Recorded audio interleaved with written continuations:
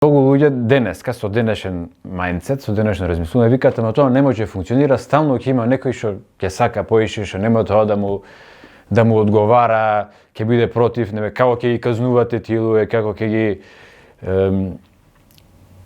научите како ќе ги едуцирате да припаѓаат кон нешто кога нема. Ево одредени луѓе сакаат по свое, сакаат да доминираат, со тоа е затворен нашиот свет. Има ли кон нив некоја порака да пратиме?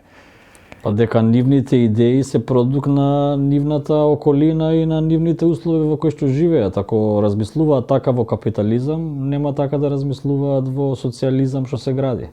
Предстоечката катастрофа ќе им ги отвори на луѓето умовите како да продолжат да живеат. Мислам дека некогаш мора да се истрпи тежок удар, за да тоа е како кога ќе си болен и однезнаш после решаваш да живееш здраво. Така да мислам дека она од што стравуваме сите ќе биде и поука за човештвото. Значи, ако преживее.